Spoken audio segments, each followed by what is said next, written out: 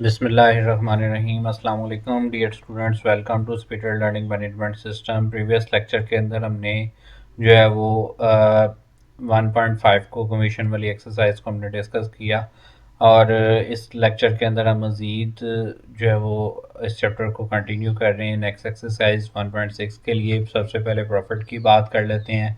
Profit क्या होता है? Profit is defined as a different difference of selling price and cost price are total income or total cost provided that difference is positive। यानी selling price में से cost price को minus करें और अगर डिफरेंस इन दोनों का जो है वो पॉजिटिव आए तो इसका मतलब है कि वो क्या है, वो आपके पास प्रॉफिट है। और अगर नेगेटिव आए तो वो ज़ाहिर बात है कि वो लॉस है। ये प्रॉफिट का फॉर्मूला क्या बनता है? Selling price minus cost price. तो यहाँ पे इसको इन सिंबल यूज़ करें तो P is equal to S minus C आ जाता है। एस सेलिंग प्राइस के लिए और सी जो है वो कॉस्ट प्राइस के लिए, P जो है वो प्रॉफिट के लिए। प्रॉफिट को रिलेटिव टर्म्स में हम क्या कहते हैं? रेट ऑफ प्रॉफिट कहते हैं या मार्कअप कहते हैं या इसे percentage ratio of profit and cost कहते हैं। नेक्स्ट हमारे पास आ जाता है मार्कअप। मार्कअप किसको कहते हैं? रेट ऑफ प्रॉफिट को कहते हैं। ये किसके इक्वल होता है? Profit over cost price into 100%, यानी P ओवर सी इंटू 100%। तो इसके बाद हमारे पास इसको हम यूँ भी लिख सकते हैं मज़ीद, जैसे हमने लिखा है S minus C over C is equal into 100%। तो इसी तरह से लॉस की बात कर लेते हैं। तो अगर सेलिंग प्राइस और कॉस्ट प्राइस का जो डिफरेंस है वो हमारे पास नेगेटिव आ जाए तो वो क्या होता है? लॉस होता है। लॉस इक्वल होता है cost price minus selling price. तो यानी लॉस इक्वल आ गया हमारे पास cost price minus selling price के। तो लॉस इन रिलेटिव टर्म जो है वो हमारे पास क्या कहलाता है? लॉस जो है वो रिलेटिव टर्म में हमारे पास कहलाता है रेट ऑफ लॉस, या इसे क्या कहते हैं? मार्क डाउन कहते हैं, या इसे कहते हैं percentage ratio of loss and cost.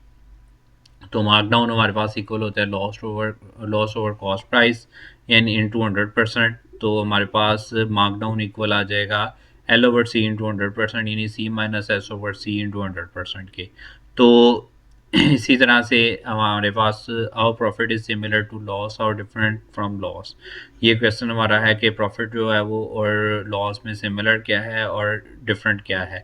Profit और लॉस में सिमिलर ये है कि दोनों ही सेलिंग प्राइस और कॉस्ट प्राइस का डिफरेंस है, लेकिन जो है वो डिफरेंस क्या है कि ये डिफरेंस जो है प्रॉफिट में इन दोनों का सेलिंग प्राइस और कॉस्ट प्राइस का पॉजिटिव होता है, लेकिन लॉस में ये क्या होता है? नेगेटिव होता है। ये इन दोनों का डिफरेंस है। तो नेक्स्ट इसके बाद हमारे पास आ जाता है क्वेश्चन हमारा कि 1 kg apple cost ₹40। 1 kg apple की जो कॉस्ट है वो ₹40 है। तो they are sold at the profit of 12.5%। Find the selling price. आपने जो है वो सेलिंग प्राइस पता करनी है। जो है वो 1 kg एप्पल की जो कॉस्ट है यानी सी आपको गिवन है वो 40 है, और जो प्रॉफिट है परसेंटेज वो कितनी है? 12.5% है। सेलिंग प्राइस आपने पता करनी है। यहाँ पे सी आपको गिवन है, रेट ऑफ प्रॉफिट आपको गिवन है 12.5% यानी 0.125, और सेलिंग प्राइस आपने पता करनी है। यहाँ से फार्मूला लगाया, rate of profit is equal to S minus C over C. इसमें वैल्यूज पुट की हमने। रेट ऑफ प्रॉफिट 0.125, एस वैसे ही रहेगा, minus S minus 40 divided by 40। Cost की जगह पे कॉस्ट आ गई 40 आ गई। 40 इधर डिवाइड हो रहा है, उधर जाके 0.125 से मल्टीप्लाई हो जाएगा। तो 40 जो इधर नेगेटिव हो रहा है उधर जाके पॉजिटिव हो जाएगा। तो सेलिंग प्राइस जो है वो टोटल हमारे पास आ गई 45। नेक्स्ट इसका क्वेश्चन है हमारे पास, एयरपोर्ट सिक्योरिटी स्टाफ जो है वो उसने 10,000 जो है वो मोज़ों के जोड़े ख़रीदे हैं अपने स्टाफ मेंबर्स के लिए, और एक जोड़े की कीमत जो है वो हमारे पास कितनी है? ₹4 है। सॉक्स मोज़ों के एक जोड़े की कीमत, और he supplied the socks on 24% profit, और रेट ऑफ प्रॉफिट भी गिवन है वो कितना है? 24% है। आपने यहाँ पर भी सेलिंग प्राइस पता करनी है। तो सिंपल, कोई मुश्किल काम नहीं है ये भी। तो सबसे पहले देख लें, पेयर ऑफ सॉक्स 10,000 है, एक सॉक्स ₹4 की है, की कॉस्ट आई है उसकी। तो हमारे पास टोटल कॉस्ट कितनी आ गई? यानी सी किसके इक्वल आ गया?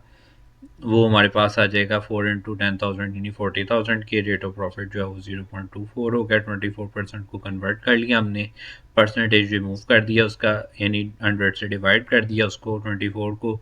तो यहाँ से फार्मूला हमारे पास लगेगा वही रेट ऑफ प्रॉफिट का। रेट ऑफ प्रॉफिट हमारे पास इक्वल होता है प्रॉफिट ओवर कॉस्ट।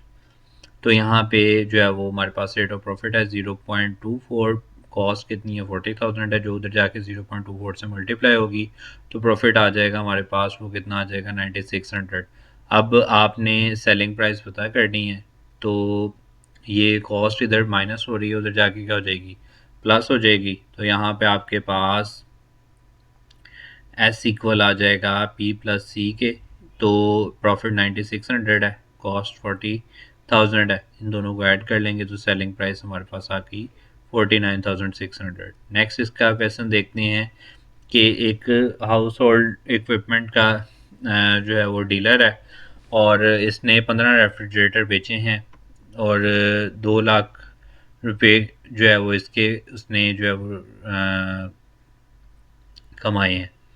तो सॉरी 2 लाख के जो है वो खरीदे हैं इसने, मतलब, और ही सोल्ड, और उसने क्या किया जी कि ये जो खरीदे थे उसने रेफ्रिजरेटर, ये उसने बेच दिया आगे।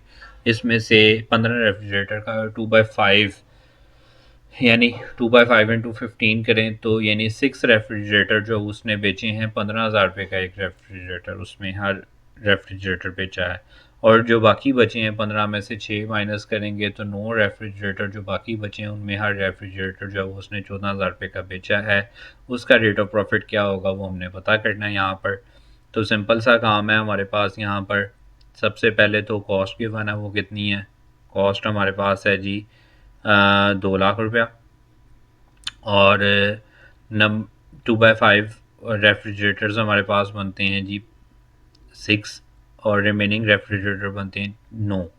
जो 2/5 रेफ्रिजरेटर है उसमें एक रेफ्रिजरेटर 15,000 का बिका है, यानी उनकी उसकी सेलिंग प्राइस एक की 15,000 है। तो 2/5 रेफ्रिजरेटर्स की टोटल सेलिंग प्राइस कितनी होगी 6,015 यानी 90,000।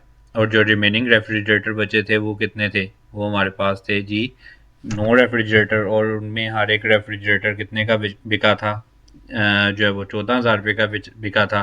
तो 9 को 14 से ज़रब दे दें 14,000 से, तो ये बन जाएगा 1,26,000। अब टोटल सेलिंग प्राइस कितनी बनेगी 90,000 प्लस 1,26,000 यानी 2,16,000। अब आपने यहाँ पर क्या करना है, रेट ऑफ प्रॉफिट पता करना है आपको। सेलिंग प्राइस भी पता चल चुकी है, कॉस्ट प्राइस आपको ऑलरेडी गिवन है क्वेश्चन के अंदर 2 लाख, और रेट ऑफ प्रॉफिट आपने पता कर सॉरी प्रॉफिट परसेंटेज आपने पता करनी है, यानी रेट ऑफ प्रॉफिट पता करना है।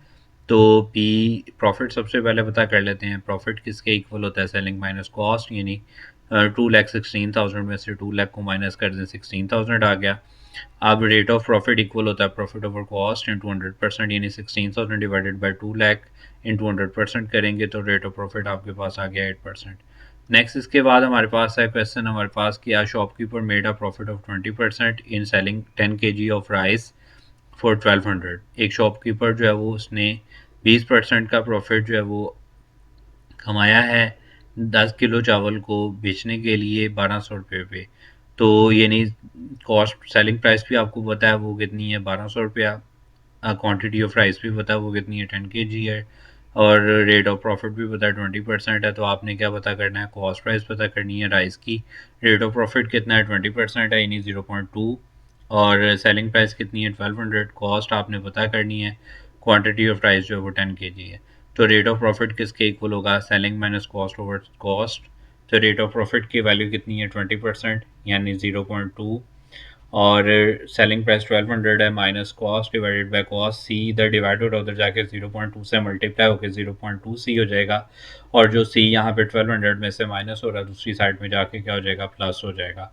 तो 0.2 सी प्लस सी इक्वल आ जाएगा 1200 के, इन दोनों को ऐड करेंगे 1.2 सी इक्वल आ गया जी 1200 के।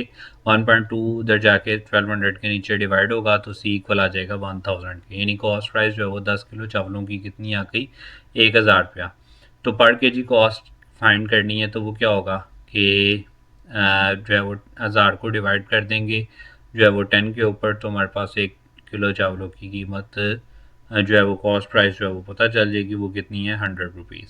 नेक्स्ट इसके बाद हमारे पास जो क्वेश्चन है वो क्या है, क्या departmental store sold a BPR 3 piece suit at 33 into 1/3% loss. एक डिपार्टमेंटल स्टोर वाला जो है वो BPR 3 पीस सूट जो है वो बेच रहा है कितने परसेंट लॉस पे, रेट ऑफ लॉस गिवन आपको 33 इंटू 1/3%, और जो है वो amount of the owner of departmental store lost वो कितनी है, वो 550 रुपये है। यानी लॉस भी पता आपको कितना है, 550 रुपये का सेलिंग प्राइस आपने पता करनी है सूट की। तो यहाँ पे आपका सिंपली रेट ऑफ लॉस आ गया, रेट ऑफ लॉस को सिंप्लीफाई किया 1/3। फिर उसके बाद आपके पास है जी लॉस है, वो कितना है 550 है। सेलिंग प्राइस और कॉस्ट प्राइस दोनों चीज़ें पता करनी है। सबसे पहले तो रेट ऑफ लॉस का फार्मूला लगाएंगे। रेट ऑफ लॉस किसके इक्वल होता है, लॉस ओवर कॉस्ट के। तो रेट ऑफ लॉस कितना है 1/3, तो लॉस कितना है 550/C। यहाँ पे क्रॉस मल्टीप्लिकेशन कर लेंगे, C इक्वल आ जाएगा 1650। तो हमारे पास नेक्स्ट इसके बाद जो है वो हम करते हैं, देखते हैं जी चीज़ों को। तो नेक्स्ट हमारे पास कॉस्ट आपको आ चुकी है, आपने पता करनी है सेलिंग प्राइस। तो यहाँ पे लॉस किसके इक्वल होता है, कॉस्ट माइनस सी के। तो यानी सी माइनस एस के। तो यहाँ पर एस किसके इक्वल आ जाएगा, एस इक्वल आ जाएगा हमारे पास सी माइनस एल के। तो यहाँ पे अब आप इसको सॉल्व कर लें। तो ये कैसे सॉल्व होगा, इसमें वैल्यूज पुट कर दें। 1650 में से लॉस 550 माइनस कर दें तो आपके पास सेलिंग प्राइस आ जाएगी 1100। तो बहुत शुक्रिया, जज़ाकल्लाह स्टूडेंट्स। उम्मीद करता हूँ यहाँ तक आपको सब चीज़ें जो है वो अच्छी तरीके से समझ आ गई होंगी। इंशाल्लाह ताला बाकी नेक्स्ट लेक्चर में हम पढ़ेंगे।